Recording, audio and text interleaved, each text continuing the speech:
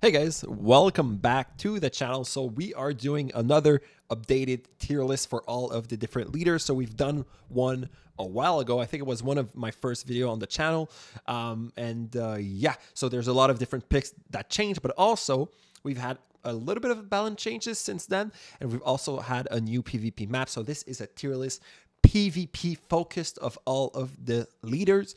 So yeah, guys, please check it out. If you guys love the content, make sure to like and subscribe. It helps me out a lot. I'm going to be making so much more content for this game. So if you guys want to be here along for the ride, just click subscribe. It's free down below. And yeah, guys, without further ado, we'll jump right into it. Check it out.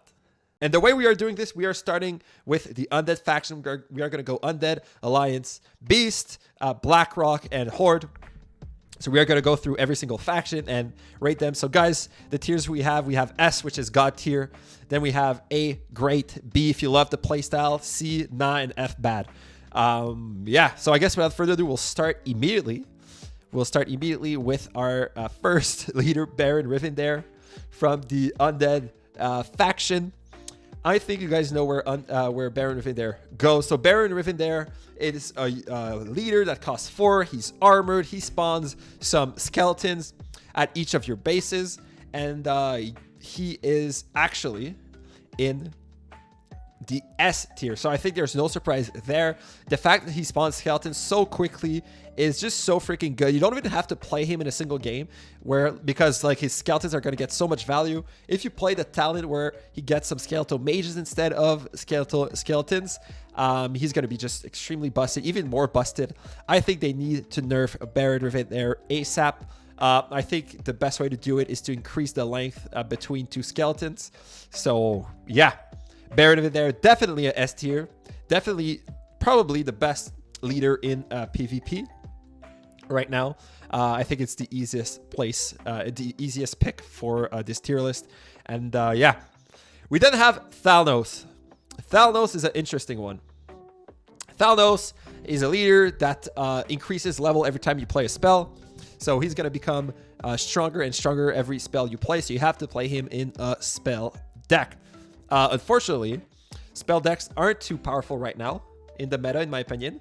So Thalnos is locked into a specific playstyle. Like I just mentioned, the spell deck playstyle, and that playstyle isn't really strong right now. Some decks with Thalnos can work with Arcane Blast. So I think we're gonna have to go between End of B, because we are putting them in order, End of B or C. And I think actually we are gonna go C. There's one list that plays Thalnos, and that's like Abomination, Arcane Blast, and I don't see any other design potential around Bloodmage Thalnos, unfortunately. Yeah, the reason he could be bottom of B is that if you really love the playstyle, you could play him bottom of B if you play with Bane. It's like somewhat of a meta deck, but I think since we have so few leaders, we are going to put Thalnos in C, but we might bump him up a little bit later. Next up, we have Sylvanas. So Sylvanas, this is our third leader of the Undead faction. Sylvanas has the ability of buffing movement speed by 30% of all the Horde and Undead minis that are around Sylvanas, and she costs 6 gold. So she kind of acts like a backline, I would say, Dark Spirit Troll with a single attack, single unit attack that does quite a bit of damage from long range. But for 6, it's extremely expensive. She also has the ability of Haunt, or the Haunt trait, that allows her to spawn a Banshee when she dies, and that Banshee is going to go haunt a mini, so it's going to act basically like a normal Banshee. However, that never happens. So every time Sylvanas dies, the Banshee just gets destroyed almost immediately. I think I can count the number of time it actually worked on one hand. So yeah, they got to buff that ability for sure. I think they have to buff her. I think they have to reduce her cost. I think 5 gold is a good first step, perhaps even 4. Okay, so we are going to put Sylvanas into F tier. I know some people are thinking Sylvanas good. I have no clue where they're getting that. I think Sylvanas is worse than Bloodmage Thalnos. Perhaps we could bump both of these one tier higher. Thalnos could go here and Sylvanas here. But for 6 gold, that's the same amount of gold you're spending for Rend. And the argument, some people use the argument of she spawns a Banshee and that's 4 gold. So she has to cost at least 2 extra gold. That argument doesn't make any sense because we have a Rend Blackhand in the game that costs 6 and he also reduces the cost of friendly units. But let's forget that his own talent is going to make him play a Living Flame or a Living Balm, however it's called, the 6 cost spell. So Rend, his whole cost is refunded with his just with a talent. So yeah, if that logic should apply to Sylvanas, then she should be like 4 gold. So I think this is just fair to say. Yeah, Sylvanas for me is gonna go in the F tier. I'm pretty confident with the placement of these ones right now. Sylvanas Black Arrow talent is good. I don't think so. I think Sylvanas, even with the Black Arrow talent, it's not that good. I use the Forsaken Fury talent that buffs the Horde and Undead minions around her with the Fury trait, Fury trait. And yeah, I think this is the better talent. We also have the Black Arrow talent, but nonetheless, none of these talent makes her worth 6 gold. So definitely F tier. Let's jump into the Alliance minis here. So yeah, the first one is Jaina. I have some mixed feeling about Jaina. I think what I'm looking at is between A tier and B tier. Okay, so Jaina has the ability of increasing spells by 3 levels, but we've looked at the different interaction, and there really isn't much more than a little bit of damage through like different interaction does that passive work with. So if you play Jaina in a spell, those 3 extra levels is not going to allow you to one-shot some other stuff.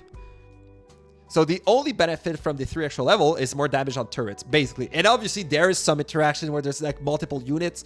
You play a spell and does just a bit of damage so that, let's say, a Quillbore hit kills it, something like that. Yeah, so I don't think the passive is that good, other than like adding some extra damage to the spells, so like to towers and stuff like that. But recently we've just come up with a new tech. Her clear casting talent makes it so if you play her and immediately play a spell, the spell is going to cost 1 less. And apparently, what I've been told by Quinn, one of my members on my YouTube channel, is the Chain Lightning talent that allows you to play the second time is also going to cost 1 less for the second cast of the Chain Lightning. So if you guys have Chain Lightning and you have the talent that allows you to play it a second time, with Jaina, that makes a pretty good combo. And also in our last list, we played Jaina with Polymorph and with the Golden Fleece talent, and allowed us to play Polymorph for just 1 gold. So I think Jaina has some potential. Her passive is not it. I think her kit as herself as a 3 cost, I think you can compare her to like a Pyromancer. She has more range than the Pyromancer, but I think she does single target damage, but she frosts. So I would say similar to that. She has good anti-air. She could go bottom of A. I think we are going to keep her at top of B right now in this tier list. We'll see how it goes. Definitely better than Thalnos. I think we are doing just fine here. Next up, we have Maiev. So Maiev, or Maeve, I call her Maeve, is much better than what people think. Okay? Everyone is sleeping on Maiev. They think she's bad. But at the top level of the PvP ladder, everyone is playing Maiev. I mean, like, not my level, like 4K, 5K. Apparently, all we see is Maiev because of the fact that she just controls so much of the map. She's an Unbound mini. We are gonna play her in an Unbound list. So we are gonna control all the chests. We're gonna control all the gold mine. We're gonna have so much gold that we are just gonna play so much stuff. And even if we lose with some micro interactions with our opponent, well, then we just have so much gold that we just keep playing some Unbound minis and we just win the game just like that. So Maiev, much better than what people think. I actually believe she is S tier. I think Maiev is S tier. So yeah. Next up, we have Tirion. What do I feel about Tirion? Okay, so initially, I thought Tirion was S tier. I created an insane dual lane push. Okay, guys, it is important to note, this tier list is updated from the last one. We are on a new PvP map, and the last tier list wasn't only PvP, it was which leader to pick first, but now I'm doing strictly power level. Nonetheless, I still thought Tirion was S tier. However, Tirion is going to go A tier. A tier is really good, and I'm going to leave him at the top of A tier. He has some great potential. He has some great talents as well. The extra healing with the footman, with the dual lane push is very good. I'm talking about the deck list that I created last season. It's still very good. The Corehounds don't fit in that list anymore. Still, Tirion is very good. The bubble talent, which makes him invulnerable, is also super fantastic if you want to play him as a solo tank. Tirion is very good in the meta. I think he's in a perfect spot. The thing is, it can be extremely frustrating to play against a Tirion. If like your opponent can chain some Tirion together, it does become extremely hard to defeat. So yes, Tirion very good. He's armored, by the way. Armored is pretty good. So if you play him as single tank, he's really good. A lot of the good units in the game right now do, I think, physical damage more than elemental damage. We are going to have to see that in our mini tier list. Yeah, Tyrion's super good. I think he's perfectly balanced. You just play some elemental minis. You can counter him. Polymorph just destroys him. There is some answers. So, yeah, I wouldn't touch Tirion. All right, we are now at our beast leaders, and I think this is almost the half of our tier list. We are starting with old Murk Eye. So where do old Murk Eye go? Old Murk Eye, he's a leader, then you play him, and then every gold you spend afterwards is gonna generate some Murlocs at your base that are gonna go charge the enemy base. And I think there's only one very serious list that plays old Murk Eye, and that's the one that plays Earth Elemental and Quillbore and stuff like that to tank for those Murlocs that spawn. But luckily for Murk Eye, this is an extremely good list. So I think just because of that one single list, we are also going to put old Murk Eye in the A tier. He's very good. You need to play him in a single deck, in that Quillbore Earth Elemental deck. So yeah, unfortunately, we don't have much design space, I think, with old Murk Eye right now. Maybe some new units are going to allow some new potential with old Murk Eye.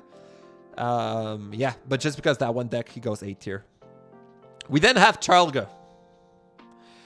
Charlga is an extremely high skill leader.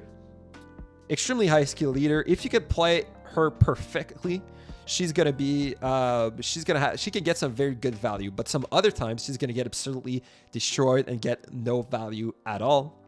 And her passive ability of her gold cost share completely sucks.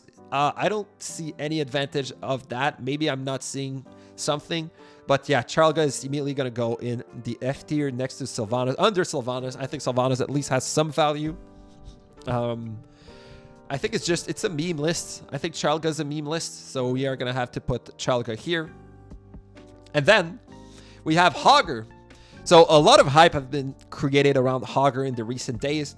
I think we have Dexter that started playing Hogger. We have, who else? We have, I think Andrew actually started a Hogger list as well. So yeah, there's a lot of hype around Hogger, but I don't think Hogger is so good. I'm going to put him in the B tier, probably around Jaina. We are going to work a little bit more. We are going to work a little bit more with our Hogger list once we achieve the Beast Week. But yeah, right now we are going to put it on just under Jaina, but I think it could go over Jaina. We've just unlocked a good deck with Jaina, and Exchange also found a good deck with Jaina. So I think we are going to put Hogger here. All of these three tiers, I think we have some pretty good hero balancing, actually, because even Thalnos can be played. All right, we are now jumping into our Blackrock leaders. So we only have two Blackrock leaders in the game. We have Drakkisath and we have Rend Blackhand. So we are going to start with Drakkisath. Drakkisath is immediately going to go into the C tier. General Drakkisath is extremely interesting. He costs a lot, as he costs 5 gold, which I believe is more valuable than Sylvanas at 6 cost. If Drak costs 5, then Sylvanas should cost 5. Yeah. The thing is, once again, we only really want to play some minis that are elemental with him. His resisted trait allows him to have some defensive against some good spells, stuff like that. When you pair him with the Frostwolf Shaman, he's really good. The only downside is that his list is always going to be extremely expensive. Blackrock minis are expensive, and you need to run at least 2 of them. So probably need to play the Fire Elemental, something like that. Drakkisath, very, very fun. Still playable. I think we need more people working on a Drakkisath list. Maybe we need new minis as well. But yeah, right now, Drakkisath, we are going to place him in the C tier. He's just a good tank, but nothing more than that. And it's kind of more like the deck you have to build around him that feels awkward. And then next up, we have Rend Blackhand. Rend Blackhand is going to go. Rend Blackhand, you guys know Rend Blackhand. He's an air unit, 6 gold, air leader. Once you play him, all the other air units are going to cost 1 less. So that would mean 3 for Gargoyle, 2 for the Heart Piece, 2 for the Whelp Eggs. The cost can't go below 2, but still. So quickly, the cost of Rend drops to like 5 or even 4 if you consider the gold reduction from the other units, making him extremely, extremely valuable. And he also has some amazing talents. He basically has a Drake, so I think Rend's Drake acts exactly as the normal Drake. So yeah, for all those reasons, Rend has some good AoE elemental damage. Then I think he does physical damage when he dismounts. For all these reasons, I think we are going to have to put him bottom of S tier. I think he's close to go to the A tier, but we are going to put him bottom of the S tier. I think this is one of the most valuable lists right now. But if we compare it to our Baron Rivendare and our Maiev lists out there, I think he's just below that. So Rend Blackhand, yeah, bottom of S tier. And yeah, that's it. Next up, we are going to jump into the Horde minis. So for our Horde minis, we have Grommash, Cairne, and Sneed. So we are going to start actually with our Grommash. Grommash is okay, I think. I feel like all of the Horde minis are okay. None of them can compare with our S tier, but I don't even think they can compare with our A tier, actually. Especially Grommash. Grommash and Cairne are a little bit weaker than even our Sneed. I'm going to have to put, actually, I think Grommash needs to go in the C tier, unfortunately. I love Grommash, but like if we have Thalnos in the C tier, Grommash has to be in the C tier as well. He's not tanky enough to be worth the 4 gold. His effect is really cool, but in the current PvP map, it's extremely hard to have some good value off from Grommash effect. In other maps, when we have all the different map pool, Grommash might rise up, but we are looking with Alterac Valley. He has to go below Bloodmage Thalnos. So we are going to put Grommash here in the C tier. Grommash might need to cost 3. That might be true. That might be true. But yeah, for now, he has to be in the C tier. Unfortunately, I love Grommash. I think he's the first leader I've picked. Yeah. Then we have Cairne. We have Cairne Bloodhoof here. Cairne is another extremely fun beanie or leader. Cairne costs 5. He's a good tank. He increases the health of all Horde minis by 20%, which is very, very good. But unfortunately, Cairne is not strong enough to justify his 5 gold cost. So we just said, like, if we are looking at a 5 gold cost, to me, Rend is at maximum of 5, and Rend is so much better than Cairne. So Cairne is also going to go in the C tier alongside Grommash. He's going to go on top of Grommash, I think. His Resurrection talent at least gives him even more health, but it's extremely hard to create a good deck with Cairne. He's still valuable, still playable in some way. So we are going to put Cairne here. We might actually need to bump our Thalnos here. Yep, I think we are going to bump Thalnos to If You Love the Playstyle. I want these 3 tiers to be playable. These are all playable in the PvP, like at the top level. But if you compare with the other 5 below, I think these ones are weaker, much weaker than here.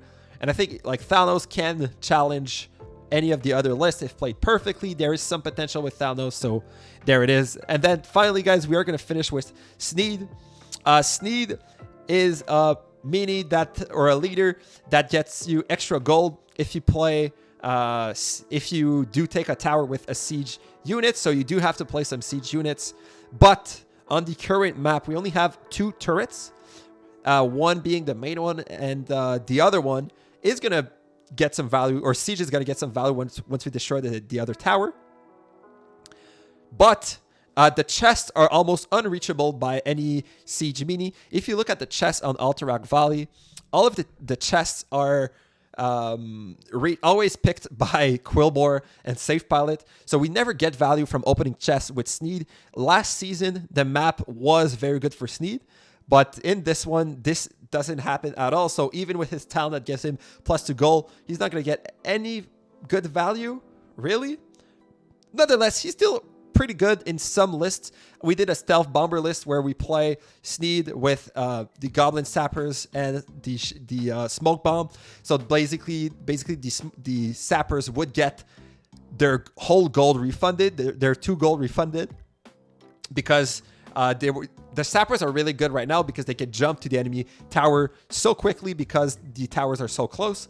And then they would refund their own gold. So we do have some value with the Smoke Bombs. So we have to put Sneed above the other Horde units. But I think he fits here in the B tier. In the B tier and in the If You Love the Playstyle. So you can still play Sneed. But if we are looking at the PvP, I think we are in a great situation here. I think we placed the tier list perfectly with having some good... I think these are... I think this is extremely safe to say these 3 are the best. I think these 2 are good, but I think these 3 are just better. I also feel like these 4 are just a tier below these 2. I definitely feel like we are good with this tier list. I think this is a good tier list here. I think we actually nailed it, guys. So anyway, this is going to be it, guys. Thank you guys so much for watching. This is an updated tier list. We are going to zoom here so we can all see the final product here. So Baron Rivendare, Maiev, Rend in the S tier. We have Tirion and old Murk Eye in the A tier. And then in the B tier, if you love the playstyle, you can play Jaina, Hogger, Thalnos, and then Sneed.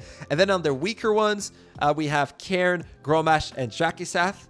And finally, for the bad ones, the terrible ones, are Sylvanas and Charlga. But guys, this tier list is for the current PvP map. We are going to see some balance change pretty soon. I think this is fair to say. I know there's a lot of leaders you guys do enjoy playing that might be lower. I love Cairne a lot. But yeah, guys, so this is going to be my tier list. Please feel free to tell me down below what you guys think of this tier list. Just a friendly reminder that I am always right and that all other tier lists are wrong. So yeah, guys, but tell me down below what you guys think, even though you will be wrong. So anyway, thank you guys so much for watching. I'll see you guys in the next one. Take care. Bye, guys.